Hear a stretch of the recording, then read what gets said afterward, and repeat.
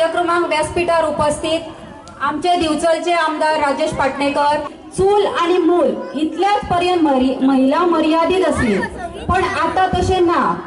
पहिले कितें महिला शिक्षणाच्या बाबतीत तर सारखे अलिप्त दवरले जाताले आणि कसल्या कार्यात धार्मिक कार्य जावं सामाजिक कार्यात तांकां भाग घेवपाक सुद्धा संधी मेळनासली।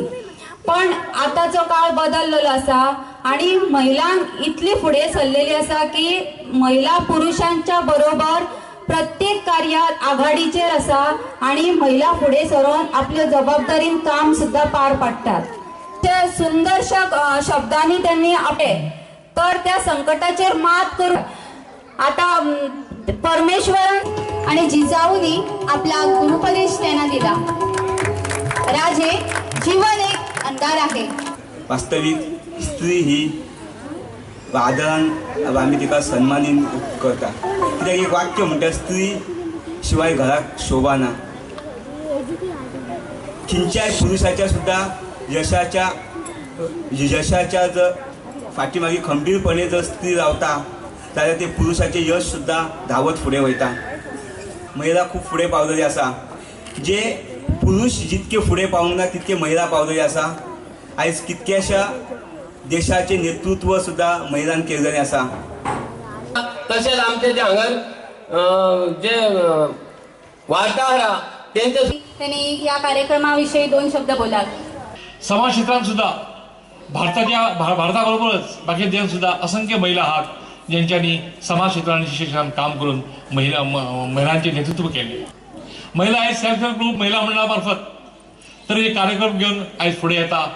सेल्फ हेल्प ग्रुपामार्फत विविध प्रदर्शनांनी भाग घेतात। ज्यांच्या महिलांच्या अंगात कला असा त्या कलेचे नैपुण्य ते आज आपल्या सेल्फ हेल्प ग्रुपद्वारे किंवा विविध विविध प्रदर्शनाद्वारे आज ती लोकां पुढे मांडीत असतात। अशी महिलांचे 1 आणि 2 नी असंख्य गुण आज महिलांच्या अंगात आज बसलेले असतात। अशा सगळ्या महिलांक सलाम। रडली अक्षरशः सांगताना आपल्या सासूबद्दल सांगताना एक दुसऱ्याक लावून तिने काल रडपाक लागली। हे सिच्युएशन कदाचित तांकां मेळचें नासलें खंय सॉरी संधी तुमकां आसा।